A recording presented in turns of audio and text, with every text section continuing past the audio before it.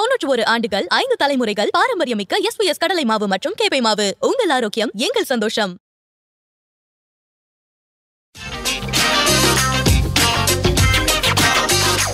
Sir வணக்கம்.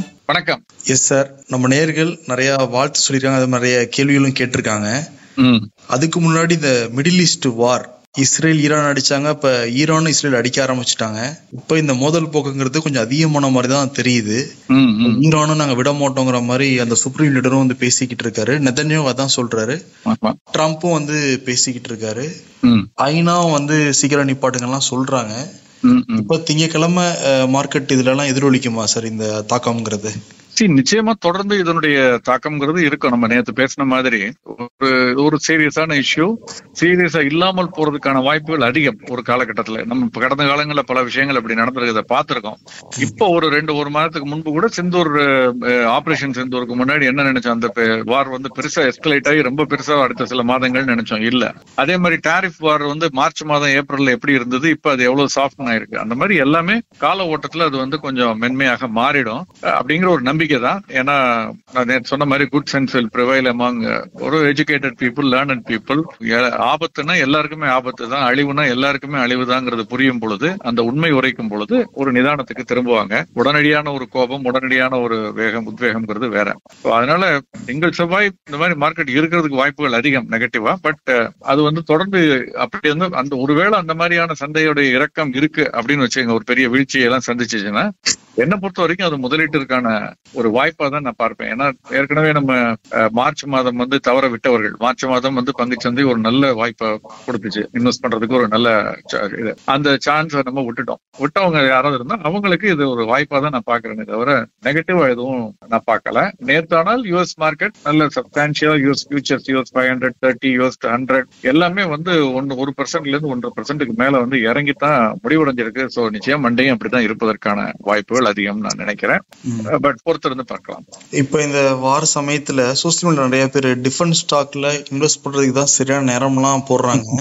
இந்த மனநிலையை நீங்க எப்படி சார் பாக்குறீங்க? இல்ல, பங்குச்சந்தையில முதலீடு செய்பவர்களுக்கு நம்ம அது ஒரு கொடூரமா ஈவிரக்கம் இல்லாதவர்கள் அப்படிலாம் நம்ம சில சமயம் தோணலாம். பட் ஆனா எல்லாருமே அவங்க எல்லாம் பிசினஸ்ல இருக்காங்க. இது வரக்கூடாதுங்கிறது நம்ம எல்லாருடைய விருப்பமும் கூட. பட் நான் அதை தாண்டி நான் பிசினஸா பார்த்தா கூட என்னை பொறுத்த வரைக்கும் நான் வந்து டிஃபென்ஸ் ஸ்டாக் வந்து 3 மாதங்களுக்கு முன்னால வாங்கியிருப்பேனே தவிர, ஏன்னா விலை இறங்கிய பொழுது இன்னைக்கு இது மாதிரியான ஒரு காலகட்டத்துல when something is hot அது தொடக்கூடாதுன்னு தொட்ட சுற்றுங்க. when something is hot, so இன்னைக்கு it is very hot defense sector. So அதனால இன்னைக்கு நான் என்ன பொறுத்த வரைக்கும் அந்த செக்டாரை வந்து நான் கவனிக்க மாட்டேன், ரொம்ப பெரிய அளவுல பார்க்க மாட்டேன். there is an ethical angle to it, but more than that நான் அதை வந்து ஈவன் கமர்ஷியல் ஆங்கிள் கூட நான் அதை வந்து இந்த சிச்சுவேஷன்ல பார்க்க மாட்டேன். ஏன்னா கடந்த காலம் நமக்கு சொல்லியிருக்கக்கூடிய பாடங்கள், நான் எனக்கு 1980கள் கடைசியில இருந்து நான் மார்க்கெட்டை பார்த்துக்கிட்டு இருக்கேன்.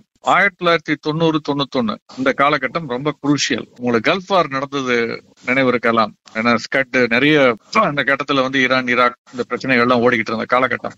சென்செக்ஸ் வந்து 1991 ஜூலைல 1000க்கு கீழே இருந்தது சென்செக்ஸ். கரெக்டா அதே 92ல வந்து 2000 மட்டும் இல்ல 3000 4000 எல்லாம் போனது பின்னால. அதுக்கப்புறம் நம்ம பார்த்தோம் அடுத்தடுத்து. சோ இது வந்து இதே மாதிரி நீங்க வந்து 99ல கார்கில் வாரப்ப, செப்டம்பர் 9 2001 டெரர் அட்டாக்கு பிறகு நம்ம இந்திய பாராளுமன்ற அட்டாக் 2001ல, அதே மாதிரி ஈராக் வார் திரும்ப, இந்த மாதிரி பல மும்பை டெரர் அட்டாக், இது பல விஷயங்களுக்கு அப்புறம் பாத்தீங்கன்னா அந்த உடனடியான ரியாக்ஷன் என்ன இருந்ததோ அதுக்கு நேர்மாறாக அடுத்த ஆண்டு இருப்பதை நம்ம பார்த்திருக்கோம். ஸோ அதுதான் நான் இப்ப பாக்குறேன். இதெல்லாம் சரியாயிடும். ஒரு பாசிட்டிவான ஒரு வியூ தான் எனக்கு இருக்கு பொதுவாக. ராமகிருஷ்ணா அப்படிங்கிற நேயர் வந்து இந்த ஷேர் மார்க்கெட்ல மணி லாண்டரிங் எப்படி நடக்குது அதை பத்தி டிஸ்கஸ் பண்ணுங்கன்னு போட்டிருக்காருங்க சார்.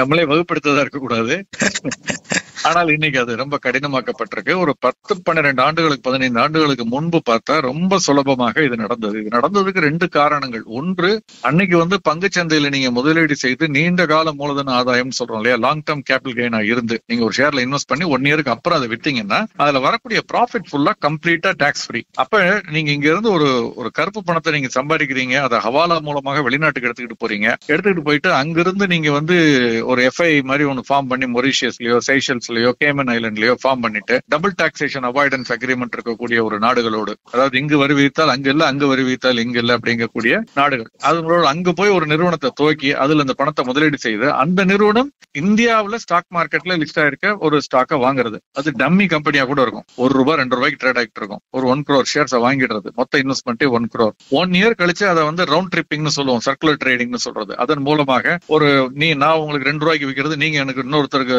நம்ம வெங்கடேஷுக்கு ₹3 விற்பீங்க, அவர் எனக்கு திரும்பி ₹4 விற்பாரு. இப்படி சர்க்குலர் ட்ரேடிங் பண்ணி பண்ணி பண்ணி வால்யூம் இம்ப்ரூவ் பண்ணி 100 150 கொண்டு போயிடுறது. இதுல தவறான வழிகாட்டுதல் கூடிய ஊடகங்கள் அவங்களை கைக்குள்ள போட்டுக்கிட்டு அதன் மூலமாக செய்திகளை பிளான் பண்றது. இந்த நிறுவனத்துல வெளிநாட்டு நிறுவனமே முதலீடு செய்திருக்கிறது.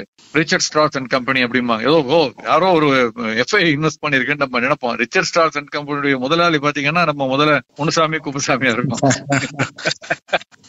அவர் வந்து அங்கிருந்து பணத்தை அரசியல்வாதியோ இல்ல ஒரு தொழிலதிபரோ பணத்தை ஹவாலா மூலமாக அனுப்பி அங்கு ஒரு நிறுவனத்தை துவக்கி அது இந்த மாதிரியான பெயர்களை வைத்து அதன் மூலமாக இந்த நிறுவனத்துல பணத்தை பங்குகளை வாங்கி இந்த ஷெல் கம்பெனியுடைய பணத்தை 100 150 கொண்டு போயிட்டா இந்த 1 கோடிங்கிறது 100 கோடியோ 150 கோடி ஆயிடும். ஓராண்டிற்கு பிறகு இதை விற்கும் பொழுது அந்த 100 கோடியுமே லாபம். இந்த 100 கோடி லாபத்திற்கு ஒரு வருமான வரி கட்ட வேண்டியது இல்லை. இப்போ ஒரு கேள்வி வரலாம், அது யார் சார் வாங்குவாங்கன்னு. ஒன்னு ரீட்டைல் வாங்குவாங்க, ஏன்னா இதுதான் எஃப்ஐஐ வச்சிருக்கானே அப்படிங்கிற ஆங்கிள். ரெண்டாவது, இவங்களே இன்னொரு நிறுவனத்தை தயார் பண்ணி இவங்க யாருக்காவது அக்கௌண்டிங் அட்ஜஸ்ட்மெண்ட்ஸ் இருக்கும், அவங்க மூலமாக அதை வாங்கிட்டு இதை வித்துட்டு வெளியே வந்துருவாங்க. இதுக்கு இன்கம் டாக்ஸும் கட்ட வேண்டாம். இது வந்து நிறைய ஷெல் கம்பெனி மூலமாக ப்ரொடெக்டட் செல் கம்பெனிஸ் சொல்றது, பிசிசின்னு எஃப்ஐஐஸ் மூலமாக. ஆனா பார்ட்டிசிபேட்டரி நோட்னு சொல்றது, அதாவது அந்த பார்ட்டிசிபேட் நீங்க வந்து ஒரு டிமெட் அக்கௌண்ட் ஓபன் பண்ணிருக்கீங்க ஒரு இடத்துல, ஒரு புரோக்கர்ட்ட உங்க ஜாதகத்தை கேட்பாங்க. கரெக்டா? நீங்க இன்வெஸ்ட் பண்ண போறது நீங்க 10,000 1 லட்சமோ, ஆனால் அதுக்கு உங்களுடைய ட்ரேடிங், உங்க பேன் கார்டு என்ன, உங்க ஆதார் கார்டு என்ன, உங்க பேங்க் செக் லீஃப் காப்பி என்ன, எவ்வளவு கேட்பாங்க. கரெக்டா?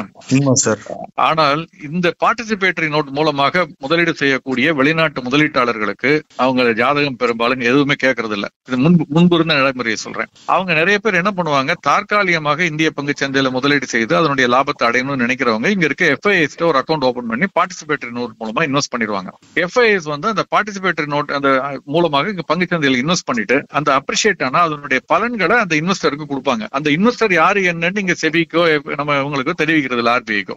அது அப்படி ஒண்ணு இருந்தது ஒரு கட்டத்துல. எஃப்ஐ வந்து ரெஜிஸ்டர் பண்ணிக்கணும். அந்த எஃப்ஐ பார்ட்டிசிபேட்டரி நோட் மூலமா இன்வெஸ்ட் பண்றவருடைய தகவல்கள் தெரியாது. முதலீட்டு அல்டிமேட் பெனிஃபிஷியல் ஓனர்னு சொல்றது UB1, அவர் யாருங்கிறது தெரியாது. இது ஒரிஜினலா. இதுல நிறைய கருப்பு பணம் வந்து இப்படி கன்வெர்ட் ஆகுது. ரவுண்ட் ட்ரிப்பிங்கிறது நடக்குது. நீங்க கூகுள் பண்ணி பார்த்தா தெரியும். ரவுண்ட் ட்ரிப்பிங் அப்படின்னு போட்டு பார்த்தா தெரியும். கேமன் ஐலாண்ட் அப்படின்னு போட்டு பார்த்தா தெரியும். ஸ்பெஷல் இன்வெஸ்டிகேஷன் டீம்னு போட்டு பார்த்தா நிறைய தகவல் வெளிவரும். இது வந்து செபியே ஒரு கட்டத்துல உணர ஆரம்பித்து 2010 இருந்து உணர ஆரம்பித்து 12 அவங்க சொல்றாங்க, இந்த மாதிரி நிறைய ரவுண்ட் ட்ரிப்பிங் ஓவர்சீஸ் ப்ரொடெக்டட் செல் கம்பெனிஸ் மூலமாக நடக்கிறது. இதற்கு தக்க நடவடிக்கை எடுக்கணும் அரசு, நாங்களும் நடவடிக்கை எடுக்க போறோம், கடுமையான சட்டத்திட்டங்கள் கொண்டு வரணும் அப்படின்னு அவங்க சொல்றாங்க. அது ரிசர்வ் வங்கியோடு அவங்க வந்து கன்சல்ட் பண்றாங்க. இதற்கிடையில டிபார்ட்மெண்ட் ஆஃப் எக்கனாமிக் அஃபேர்ஸ் அவங்க வந்து இன்ஃபேக்ட் ஒரு டீடைல்டு ஸ்டடியே, ஒரு ரிப்போர்ட்டே ஒரு 108 பக்கம் நெட்ல அவைலபிளா இருக்கும். 2012 போடுறாங்க, ஒயிட் பேப்பர் ஆன் பிளாக் மணின்னு போடுறாங்க. அதுல வந்து நீங்க 27ஆம் பக்கம் பாத்தீங்கன்னா 2.8.3 அதுல போடுறாங்க, investment in the Indian stock market through participatory notes is another way in which the black money generated by Indians is reinvested in India அப்படின்னு போட்டு அது ஃபுல்லா ஓவர்சீஸ் டெரிவேட்டிவ் இன்ஸ்ட்ருமெண்ட்ஸ் இருக்கு. அது என்ன, ஓடிஐனா என்ன, எப்படி வருதுன்னு டீடைலா எழுதியிருக்காங்க. இதற்கு பிறகு சுப்ரீம் கோர்ட் வந்து ஒரு ஸ்பெஷல் இன்வெஸ்டிகேஷன் டீமை கான்ஸ்டிடியூட் பண்ணது ரிட்டையர்டு ஜட்ஜினுடைய தலைமையில, சுப்ரீம் கோர்ட் ஜட்ஜினுடைய தலைமையில. அவங்க வந்து இதுக்கு என்ன முக்கியமான ஒரு ட்ரிகர் பாயிண்ட் என்னன்னா, கேமன் ஐலண்ட் ஒன்னு சொன்னேன் இல்லையா? ஆமாங்க சார். அந்த ஐலண்ட்ல இருந்து மட்டும் 55,000 கோடியா ஒரு பெரிய தொகை இந்தியாவுக்கு வந்திருக்கு. 85,000 கோடி வந்திருக்கு இந்தியாவுக்கு. 85,000 கோடி எங்க இருந்து வந்திருக்கு? ஐலாண்டினுடைய பாப்புலேஷன் 55,000 தான்.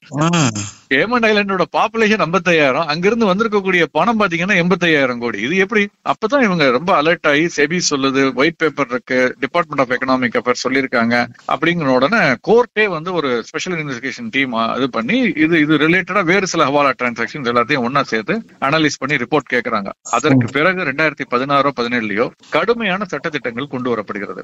முதலாவதாக என்ன சொல்றாங்கன்னா, நீங்க வந்து இந்த பார்ட்டிசிபேட்டரி நோட்ல யார் இன்வெஸ்ட் பண்றாங்களோ அவங்களுடைய முழு ஜாதகத்தையும் நீங்க வாங்கணும். அவர் யாரு, அல்டிமேட் பெனிஃபிஷியல் ஓனர் யாருங்கிறது நம் நாட்டுக்கு, நம்முடைய ரெகுலேட்டர்ஸுக்கு தெரியணும் அப்படின்னு ஒரு விஷயம். அதற்கு அடுத்து 2018-19 நினைக்கிறேன், அரசாங்கம் என்ன பண்ணுதுன்னா வந்து மத்திய அரசாங்கம் இந்த லாங் டேர்ம் கேபிட்டல் கெயினுக்கு வந்து கம்ப்ளீட்டா இன்கம் டாக்ஸ் எக்ஸம்ஷன் இருந்தது இல்லையா, அதை ரிமூவ் பண்றாங்க. குறிப்பா எஃப்ஐஎஸ்க்கு ரிமூவ் பண்றாங்க. எஃப்ஐஎஸ்க்கு அப்போ வந்து 50% முதல் வருஷம், அதுக்கு அடுத்து 100% நீங்களும் நானும் கட்டுற மாதிரி டாக்ஸ் கட்டணும்னு கொண்டு வந்துட்டாங்க 2019 இருந்து. சோ நீங்க இந்த டாக்ஸ் பெனிஃபிட் போயிடுச்சு. நீங்க 1 கோடி 100 கோடி ஆச்சுன்னா 100 கோடிக்கு இன்கம் டாக்ஸே கட்ட வேண்டாம் இருந்தது இல்லையா? ஒரு வருஷத்துக்கு அப்புறம் நீங்க வித்தீங்கன்னா இப்ப நீங்க டாக்ஸ் கட்டணும், ஓகே, அப்படிங்கிற ஒரு கட்டாயம் வந்துருச்சு. இது 2வது நடவடிக்கை எடுக்கப்பட்டது. இதை கட்டுக்குள், ஏன்னா நீங்க அந்த டாக்ஸ் அவாய்ட் பண்ணதானே கொண்டு போறீங்க, டாக்ஸை கட்டுங்க அப்படிங்கிற மாதிரி கொண்டு வந்துட்டாங்க.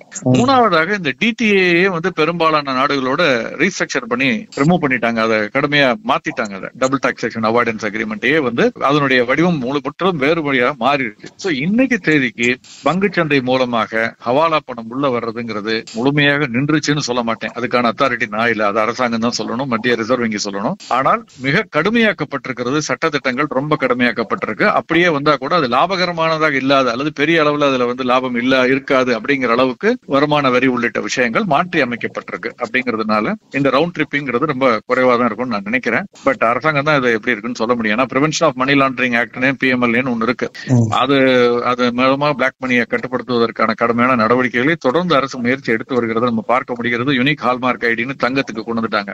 நீங்க வாங்கக்கூடிய ஒவ்வொரு கிராம் தங்க ஆபரணத்திற்கும் ஒரு ஐடி இருக்குது. அது யார்கிட்ட வாங்கினீங்க, அவர் யார்கிட்ட வாங்கினாரு தங்கத்தை, ஒரிஜினல் தங்கத்தை ஆபரணமா மாத்துறதுக்கு முன்னால இப்படி எல்லாம் வந்துருச்சு. அந்த மாதிரி ரியல் எஸ்டேட்டுக்கு பூ ஆதார்னு வரப்போகுது. வந்துருச்சுன்னா உங்க வங்கி கணக்கு அதோட லிங்க் ஆயிடும். உங்க இடத்து டாக்குமெண்டோட, உங்க பேனோட, உங்க ஆதாரோட எல்லாமே லிங்க் ஆயிடும். அப்ப இடத்த வித்தாலும் வாங்கினாலும் யார் வித்தா யார் வாங்கினா என்ன வேற எல்லாமே அதுல ரெக்கார்ட் ஆகி வர்ற மாதிரி பண்ண போறாங்க. இப்போ வந்து ரொம்ப நான் சொன்ன மாதிரி தான் உலகம் முழுக்க ரொம்ப அட்வான்ஸ் நாடுகள்ல கூட ஊழல் இருக்குது, ஃப்ராட் நடந்துகிட்டு தான் இருக்கு. நடக்கிறதுனா சொல்ல முடியாது. ஆனால் இப்போது கடுமையாக்கப்பட்டிருக்குன்னு மட்டும் நம்ம எடுத்துக்கணும். ஓகே, நம்ம கொஞ்சம் உஷாரா தான் இருக்கணும். ஆமா, ஏன்னா காலம் வந்து நவீனமாயிட்டு இருக்கப்ப இந்த ஊழல் பண்றோம்னா நவீனமாயிட்டே தானே சார் போறாங்க. நிச்சயமா. இப்ப நீங்க ஒரு கேள்வி ஒரு போன வாரம் அதுக்கு முந்தின வாரம் கேட்டீங்க, எஃப்ஐஐ வாங்குற ஸ்டாக்ஸ் நம்ம வாங்கலாமா சார்னு ஒருத்தர் கேட்டிருந்தாரு நமக்கு. ஆமாங்க சார். ஏன்னா எஃப்ஐஐஸ் எல்லாம் இன்டெலிஜென்ட் பீப்புள், ஸ்மார்ட் பீப்புள் நமக்கு ஒரு அசம்ஷன். அவங்க வந்து நிறைய ரிசர்ச் டீம்ஸ் வச்சிருக்காங்க. ரொம்ப பணம் கொடுத்து ஆட்களை வேலைக்கு வைத்து தேர்ந்தெடுத்து தானே பங்குகளை வாங்குறாங்கன்னு. அது உண்மையான எஃப்ஐஐ நமக்கு எப்படி தெரியும்? இந்த மாதிரியான ஒரு எஃப்ஐஐ இருந்ததுன்னா என்ன பண்ணுவீங்க? நம்ம ஒரு ஆளே போய் அங்க ஒன்று ஓபன் பண்ணி அதன் மூலமாக வாங்கி இப்படி எல்லாம் பண்ண. அதனால நம்ம அந்த ஒரு பாடத்தையும் நம்ம இதுல கத்துக்கணும். கோல்ட் ரேட் அப்படிங்கிற அக்கௌண்ட்ல இருந்து நீங்க பொதுவாகவே இந்த சில்வருக்கும் கோல்டுக்குமான அந்த ரேஷியோ சொல்லிட்டு தான் இருக்கீங்க. ஆமா, அதை வச்சு ஒரு கேள்விதான் சார் இது. இப்ப 1 கேஜி சில்வர் வந்து 10,000 ரூபாய் அப்படின்னா 1 கேஜி கோல்டு வந்து ஒரு 3 லட்சம் ரூபான்னு வச்சுக்கலாம். இது வந்து 30 டைம்ஸ் வந்து அதிகமா இருக்கு. ஆமா, அப்படி பாக்குறப்ப இப்ப எப்படி சார் இருக்கு, அந்த ரேஷியோ எப்படி இருக்கு? இதை வச்சு நம்ம கோல்டு சில்வரை வாங்கி விற்கலாமா அப்படின்னு கேட்டிருக்காரு. சரி, இங்க ஒரு சின்ன டிஸ்க்ளைமர் நான் போடணும்.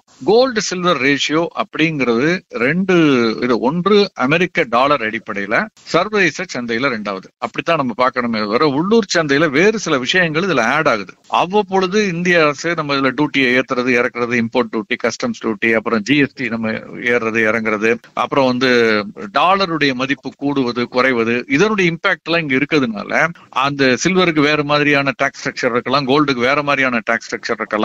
அதனால இந்த விலை மூவ்மெண்ட்ங்கிறது இந்திய ரூபாயினுடைய அடிப்படையில ஒப்பிட்டு பார்க்கறதுங்கிறது சரியா இருக்காது. இந்த கோல்டு சில்வர் ரேஷியோ நம்ம வந்து டாலருடைய அடிப்படையில இன்டர்நேஷனல் மார்க்கெட்டா தான் பார்க்கணும். அதுக்கு அதை நம்ம அதை அப்படியே இங்க டெரிவேட்டிவா இழுத்துக்கலாமே தவிர இப்ப இருக்கக்கூடிய ரூபாயினுடைய அடிப்படையில பார்க்க கூடாது. இதை முதல்ல நம்ம புரிஞ்சுக்கணும். கரெக்டா? 2வது, அந்த அடிப்படையில பாத்தீங்கன்னா இது முதல்ல கோல்டு சில்வர் ரேஷியோ என்னங்கிறது நிறைய சில பேருக்கு தெரியாம இருக்கலாம். வெள்ளி என்ன விலைக்கு வணிகமாகிறதோ அது மாதிரி எத்தனை மடங்கு தங்கத்தினுடைய விலை இருக்கு அப்படிங்கிறது தான் இந்த கோல்டு சில்வர் ரேஷியோ அப்படிங்கிறது. இன்னைக்கு வந்து வெள்ளி $35 $36 அப்படின்னு வணிகமாகிட்டு இருக்கு. அது போல எத்தனை மடங்கு தங்கத்தினுடைய விலை இருக்கு அப்படிங்கறத தான் நம்ம கணக்குல எடுத்துக்கிட்டு பாக்குறோம். ஓகே, சோ இன்னைக்கு இது சராசரியாக பாத்தீங்கன்னா இன்னைக்கு வந்து ஒரு 94 மடங்கு வெள்ளியை போல் 94 மடங்கு தங்கத்தினுடைய விலை வந்து இன்னைக்கு வணிகம் நடந்துகிட்டு இருக்கிறத பார்க்க முடிகிறது சர்வதேச சந்தையில. ஒரு கட்டத்துல 100 கூட தொட்டுது. ஓகே, ஆனால் வெள்ளியினுடைய விலை சென்ற வாரம் ஏறி இருக்கிறத பார்த்திருப்பீங்க. தங்கத்தினுடைய விலை ஏறினா கூட அது முதல்ல ஏறி இறங்கி இப்ப ஏறி இருக்கு. இன்னும் கூட புதிய உச்சத்துக்கு போகல. வெள்ளி வந்து 34, 32ல இருந்து 34, 36 அதை தாண்டி நடந்துகிட்டு இருக்கு. சோ தங்கம் அதிகரித்ததை விட சென்ற வாரம் வெள்ளியினுடைய விலை அதிகரித்திருக்கிறதுனால அது 100ங்கிறது குறைஞ்சு இப்ப 96, 94 வந்திருக்கு. ஓகே, இது வந்து எப்போதெல்லாம் 50 அல்லது 60 அப்பெல்லாம் இருக்குதோ அப்ப வந்து தங்க விலை குறைவா இருக்குன்னு அர்த்தம். வெள்ளியை போல் தங்கத்தினுடைய விலை அதிக அளவு. இதே வந்து 100 கிட்ட போகும் பொழுது தங்கத்தினுடைய விலை மிக அதிகமா இருக்குன்னு அர்த்தம், அல்லது வெள்ளியினுடைய விலை மிக குறைவாக இருக்குன்னு அர்த்தம். சோ 100க்கு 80 தாண்டினாலே 80, 90 இது வந்து 100% கரெக்டானலாம் கேட்காதீங்க. கடந்த காலங்கள்ல நடந்ததை வச்சு நம்ம சொல்றோம். எப்போதெல்லாம் அந்த 75, 80 தாண்டி 85 கிட்ட போகுதோ அப்பெல்லாம் தங்கத்துல உஷாரா இருக்கணும். தங்கத்தினுடைய விலை அதிகமா இருக்கு. இல்லைன்னா வெள்ளியினுடைய விலை அதிகரிக்கணும். 2ல 1 நடக்கணும். 2ல எது நடக்கணும்னு நம்ம சொல்ல முடியாது. தங்கத்தினுடைய விலை கூட இல்லாம இருக்கலாம். ஆனா வெள்ளியினுடைய விலை குறைவா இருக்கலாம். அன்று வேல்யூடா இருக்கலாம், அது அதிகரிக்கும். அதே எப்போதெல்லாம் 50 அல்லது 60க்கு கீழே இருக்கோ அல்லது 40 கிட்ட இருக்கோ, அப்ப என்ன அர்த்தம்னா தங்கத்தினுடைய விலை குறைவாக இருக்கு, அதிகரிக்கும்னு அர்த்தம். அல்லது வெள்ளியினுடைய விலை ரொம்ப உயர்வாக இருக்கிறது, குறைய போகிறதுன்னு அர்த்தம். சோ இந்த ஃபேக்டரை நம்ம எடுத்துக்கிட்டு ஒரு கார்லேஷன். இதே மாதிரி டோவுக்கும் கோல்டுக்கும் ரிலேஷன் இருக்கு.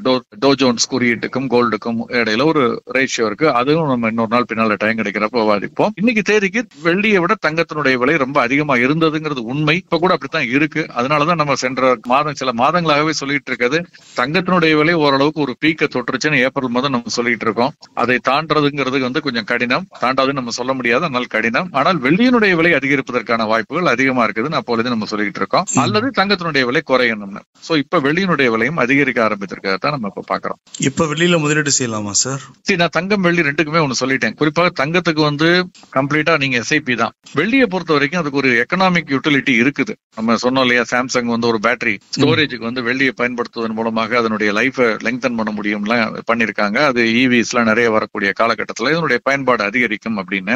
அதனால வெள்ளியை பொறுத்த வரைக்கும் நீண்ட கால அடிப்படையில அதுக்கு ஒரு எக்கனாமிக் யூட்டிலிட்டியும் இருக்கு. அது ஒரு ரேர் மினரல்ங்கிற ஒரு வேல்யூவும் இருக்கிறதுனால எப்போதெல்லாம் இந்த அபரேஷன் இருக்கோ, அந்த அபரேஷன் இருக்கும் பொழுது வெள்ளியில முதலீடு செய்வதற்கு ஒரு ஏற்ற தருணமாக நான் பாக்குறேன். ஒன்று தங்கத்தை விற்கணும், இல்ல வெள்ளியை வாங்கணும். ரெண்டுல ஏதாவது ஒரு முடிவுக்கு நம்ம வரணும். அதுதான் இன்னைக்கு இருக்கக்கூடிய இந்த சிச்சுவேஷனுடைய இந்த கோல்டு சில்வர் ரேஷியோனுடைய அறிகுறி. அதாவது தங்கம் இறங்கணும் அல்லது வெள்ளி ஏறணும், ரெண்டுல ஒண்ணு நடக்கணும் அப்படிங்கிறது தான். சோ வெள்ளி இது ரெண்டையுமே நம்ம எஸ்ஐபி முறையில முதலீடு செய்யறது தான் கரெக்டா இருக்குங்கிறது என்னுடைய ஒரு கருத்தா இருக்க முடியும். Okay, fine sir. கமல் ராஜேந்திரன்ங்கிற நேயர் what is the difference between FPO versus rights issues அப்படின்னு கேட்டிருக்காருங்க சார். அதாவது ரெண்டுமே கம்பெனி இஷ்யூ பண்றதுதான். ஓகே, அதாவது ஷேர்ஸ் இஷ்யூ பண்றாங்க. பட் ஃபாலோ ஆன் பப்ளிக் ஆஃபருங்கிறது ஏற்கனவே ஒரு நிறுவனம் ஷேர் பங்கு சந்தையில் வெளியிடப்பட்டு பட்டியலிடப்பட்ட பிறகு அவங்க பொதுமக்களுக்கு பங்குகளை வெளியிடும் பொழுது அது ஃபாலோ ஆன் பப்ளிக் ஆஃபரா இருக்கும். ஓகே, இது ஏற்கனவே பங்கு சந்தையில அந்த பங்குகள் வெளியிடப்பட்டு வணிகமாகிட்டு இருக்கு, லிஸ்டட் அண்ட் ட்ரேடட். இதுல அவங்க வெளியிடுறது ஃபாலோ ஆன் பப்ளிக் ஆஃபர். இது எல்லா பப்ளிக்கும் அட்வைஸ் இதுல அப்ளை பண்ணலாம். இந்த நிறுவனத்துடைய பங்கு நீங்க வச்சிருக்கணும்னு கட்டாயம் இல்லை, வைத்திருக்காதவர் கூட இதுல நீங்க அப்ளை பண்ணலாம். இதே ரைட்ஸ் இஷ்யூன்னு எடுத்துக்கோங்களேன். ரைட்ஸ் இஷ்யூங்கிறது அந்த நிறுவனத்தில் ஏற்கனவே பங்கு வைத்திருப்பவர்களுக்கான உரிம பங்குகள்னு சொல்றது. By virtue of having a stock in that share in that company, you are entitled, you have a right to apply for that particular issue. So நீங்க அந்த நிறுவனத்தில் ஏற்கனவே பங்கு வைத்திருந்தால் மட்டுமே நீங்க அதுல விண்ணப்பிக்க முடியும். பொதுமக்கள் விண்ணப்பிக்க முடியாது பொதுவாக. ஆனால் பொதுமக்களும் விண்ணப்பிக்க முடியும் ஒரு கட்டத்துல. எப்படின்னா, அந்த ரைட் இஷ்யூவை நான் தான் அந்த நிறுவனத்துல பங்கு வச்சிருக்கேன், அந்த ரைட்ஸ் இஷ்யூ வருது அந்த நிறுவனம், அதுக்கு எனக்கு ஒரு ஃபார்ம் அனுப்புறாங்க. நான் விண்ணப்பிக்க விருப்பம் இல்லாத பட்சத்தில் ரெனன்சியேஷன் ஃபார்ம் இருக்கு. எனக்கு இந்த ரைட்ஸ் விண்ணப்பம் படிவம் வேண்டாம், எனக்கு பதில் இன்னொருவர் இதை விண்ணப்பிப்பார் அப்படின்னு. அதை நான் உங்கள்கிட்ட நீங்க அந்த பங்கு வைத்திருக்கணும்னு கட்டாயம் இல்ல, உங்களுக்கு நான் கொடுக்கலாம். அந்த ஃபார்ம்ல என்னுடைய விண்ணப்பம் எனக்கு எவ்வளவு அடிப்படை எலிஜிபிலிட்டி இருக்கோ அது வரைக்கும் நீங்க அப்ளை பண்ணலாம். அதுக்கு கூட அப்ளை பண்ணா பங்கு இருந்தா, ஒருவேளை அண்டர் சப்ஸ்கிரைப் ஆகி யாரும் அப்ளை பண்ணல மிச்சம் இருக்குன்னா உங்களுக்கு கொடுப்பாங்க. இல்லைன்னா உங்களுக்குள்ள என்டைட்டில்மெண்ட்டை கொடுத்துருவாங்க.